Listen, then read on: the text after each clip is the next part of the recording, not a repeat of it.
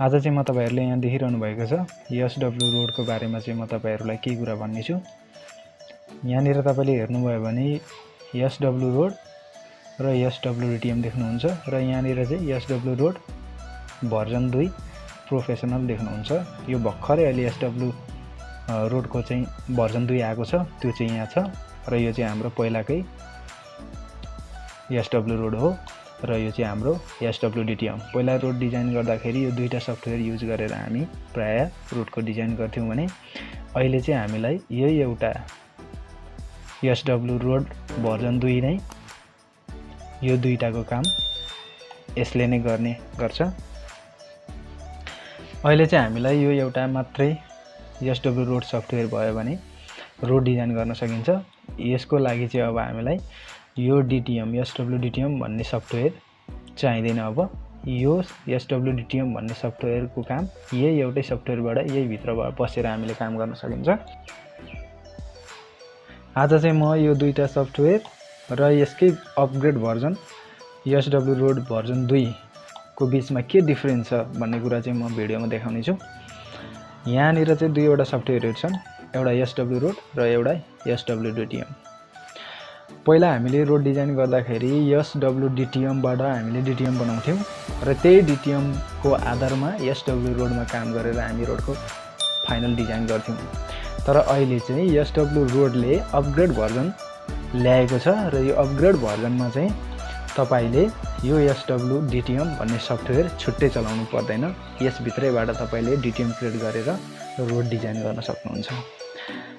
आज चाहिँ म तपाईहरुलाई यो हामीले पहिला युज गरिरहेको एसडब्ल्यू रोड र अहिले अपग्रेड भएर आएको यो भर्जन 2 एसडब्ल्यू रोडमा के फरक छ भन्ने कुरा थोरै म तपाईहरुलाई देखाउने छु। जस्तो यहाँनिर यो मेरो टीएस को डाटा छ, यहाँ यो टीएस को डाटा छ। अब यो डाटालाई चाहिँ म इम्पोर्ट गर्छु अटोक्याडमा। त्यसको लागि सबैभन्दा पहिला म यहाँबाट अटोक्याड ओपन गर्छु। अटोक्याड ओपन गरिसकेपछि म अब पहिला हामीले यो एसडब्ल्यू डिटिएम युज गरेर डाटा इम्पोर्ट गर्थ्यौं र यो एसडब्ल्यू डिटिएम युज गरेर डाटा इम्पोर्ट गर्दा कति टाइम लाग्छ र यसबाट गर्दा कति टाइम लाग्छ भन्ने कुरा म तपाईहरुलाई देखाउने छु अहिले।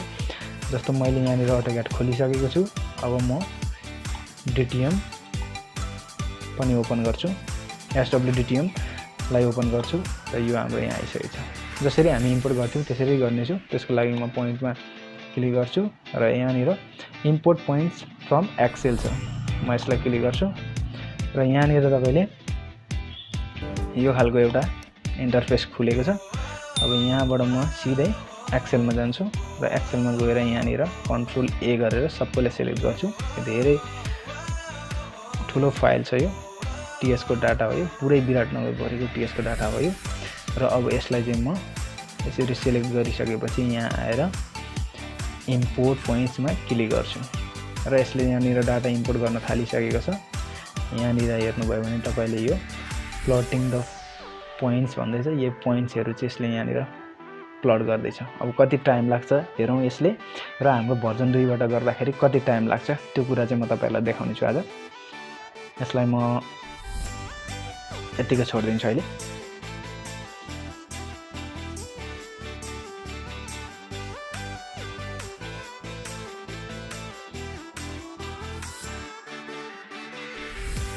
फाइनली हाम्रो पोइन्टहरु चाहिँ अटोक्याडमा इम्पोर्ट भइसकेको छ।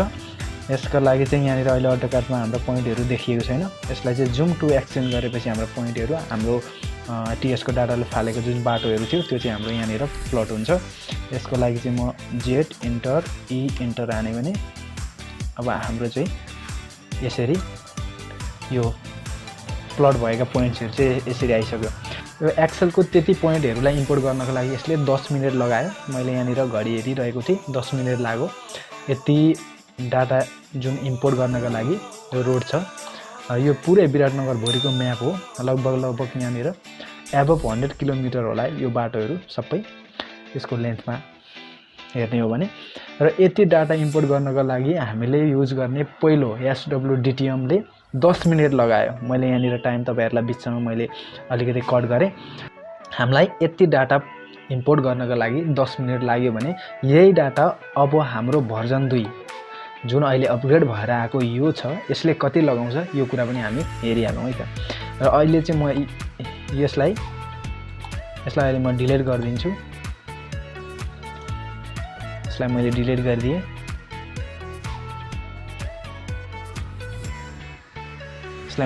गरिदिएँ। र यसलाई पनि अहिले म एक्जिट गरिदिन्छु। अब हामी SW रोड भर्जन 2 लाई ओपन गर्नेछौँ। त्यसको लागि मैले अलरेडी की इन्सर्ट गरिसकेको छु। यसको लागि एउटा की चाहिन्छ, तपाईहरुलाई थाहै छ त्यो। अब म भर्जन 2 SW रोडलाई ओपन गर्छु। हाम्रो पहिला हामीले युज गर्ने SWDTM ले त्यो फाइललाई इम्पोर्ट गर्नको लागि 10 मिनेट लगाएको थियो भने अब हाम्रो upgrade version SW road version 2 ले चाहिँ कति मिनेट लगाउने छ हामी त्यो हेर्नेछौँ। यहाँनिर मेरो SW रोडको इन्टरफेस खुलिसकेको छ। अब यसको लागि म सिम्पली यहाँनिर क्लिक गर्छु। सरी यहाँनिर हैन, टेरियनमा जानु। टेरियनमा गएपछि तपाई यहाँ तल ओपन अटोक्याड SWDTM छ, यहाँनिर तपाईले क्लिक गर्नुस्। यसरी क्लिक गरिसकेपछि यो खालको हाम्रो चाहिँ SWDTM for SW road version 2 लाई भनेर यो चाहिँ हाम्रो यस्तो खुलिसकेको छ। अब म यहाँ अटोक्याडमा जान्छु। यहाँनिर छुट्टै खुल्छ है, यहाँ तल तपाईहरुले यहाँ टास्क बारमा हेर्नुभयो भने देख्नुहुन्छ। अब यो चाहिँ हाम्रो अहिलेको भर्जन 2 SW रोडमा आएको SWDTM हो। अब यो चाहिँ SWDTM भर्जन 2 हो। अब यहाँनिर चाहिँ तपाईले यसको छुट्टै सफ्टवेयर पाउँदैन। हामीले त्यही SW रोड भित्रै हामीले चाहिँ पोइन्ट इम्पोर्ट गर्न खोज्दाखेरि त्यसले आफै यो खालको एउटा अहिलेको हामीले यहाँनिर जुन हामीले चलाउने SWDTM को जस्तै फर्मेट चाहिँ यहाँनिर फालिदिन्छ। अब यसमा म तपाईलाई के फरकहरु छ भन्ने कुरा देखाइहाल्छु। जस्तो यहाँनिर अहिलेको मेरो SWDTM लाई म ओपन गर्छु। यहाँनिर यो पनि आइसकेको छ। हामीले पहिला DTM बनाउन युज गर्ने SWDTM यो हो र अहिले अपग्रेड भर्जनमा आएको चाहिँ यो हो। अब यहाँ हेर्नुभयो भने तपाईले पोइन्ट छ, ड्र छ, ट्रायंगल छ, यहाँ ट्रायंगुलेसन छ, कन्टुर छ, युटिलिटी छ, यहाँ एक्स सेक्सन छ हैन। अब यो चाहिँ क्रस सेक्सन छ यहाँनिर त्यो छैन है। अब त्यो चाहिँ हामीले एकैचोटी SW रोडै युज गरेर बनाइहालिन्छ, त्यसकारण यहाँनिर छैन। र युटिलिटी छ। अनि त्यसपछि तपाईले यहाँनिर अघि हामीले बनाउँदाखेरि पोइन्टमा गएर यसरी पोइन्टमा क्लिक गरेपछि यी चीजहरु यसरी आएका थिए। लगभग यी चीजहरु पनि सेम नै छन्। जस्तो यहाँनिर मैले पोइन्टमा क्लिक गरे भने यो पनि सेमै छ। अहिलेको लागि म यो हटाइदिन्छु र हाम्रो भर्जन 2 बाट अब म अहिलेको पोइन्टलाई चाहिँ यहाँनिर इम्पोर्ट गर्छु। अब त्यसको लागि म फेरि अघि जस्तै पोइन्टमा जान्छु। अनि त्यसपछि यहाँनिर इम्पोर्ट पोइन्ट्स फ्रम एक्सेल छ, यसमा क्लिक गर्छु। र यसमा क्लिक गरिसकेपछि यहाँनिर 0.25 छ पोइन्ट लेभल स्केल। अघि हामीले 1 राखेर गरेको थियो भनेपछि म यसलाई अहिले 1 नै राखेर गर्छु। यसले कति टाइम लगाउँछ त्यो हामीले विशेष हेर्ने छौं आज।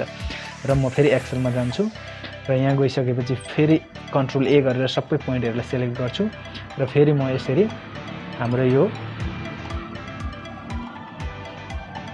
भर्जन 2 को यो DTM बनाउने इन्टरफेसमा जान्छु र अब म यहाँनिर इम्पोर्ट पोइन्ट्स भनेर क्लिक गर्छु।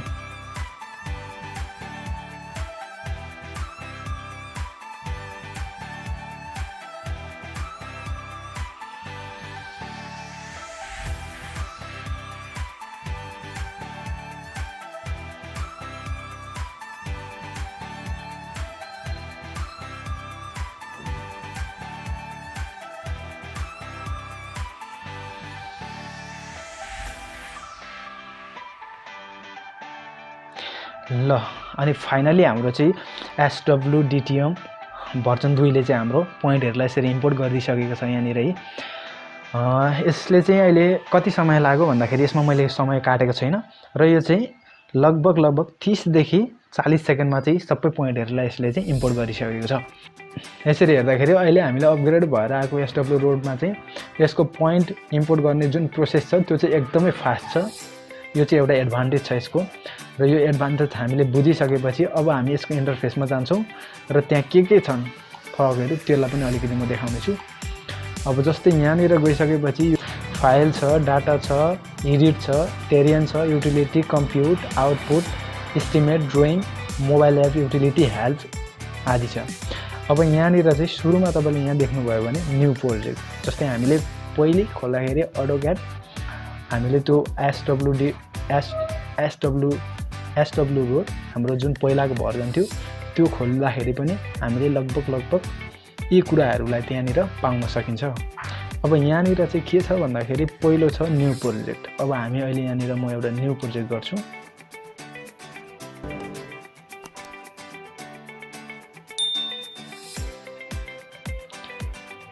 यसलाई चाहिँ म एउटा नाम दिन्छु यहीँनिर र यसलाई म सेभ गर्छु।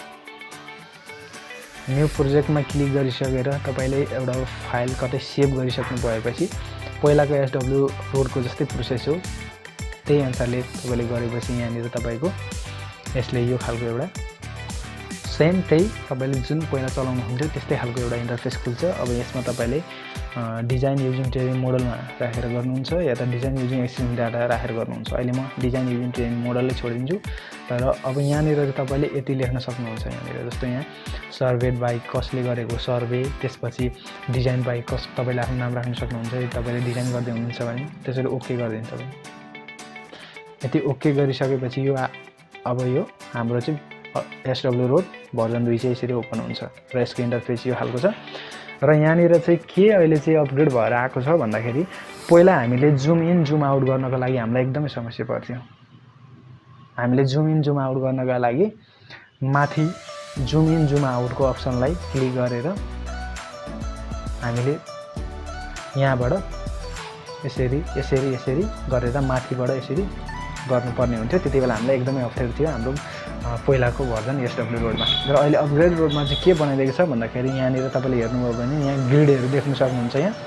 र अहिले चाहिँ जुम इन जुम आउटमा एकदमै सजिलो भएको छ। यो पनि यसको एउटा प्लस पोइन्ट हो। जस्तै यहाँनिर मैले माउसको स्क्रोल बटनलाई चाहिँ स्क्रोल गरेँ भने पनि zoom in and zoom out हुन्छ। यहाँनिर तपाईँले सजिलै देख्न सक्नुहुन्छ। अनि त्यस्तै गरी यहाँनिर तपाईँले पहिलेमा नभएको कुराहरूलाई म अलिअलि तपाईँहरूलाई देखाउनेछु। जस्तो यहाँनिर अहिले तपाईँले यहाँनिर ड्र लाइनको कमान्ड दिएको छ र तपाईँले लाइन पनि सजिलैसँग खिच्न सक्नुहुन्छ।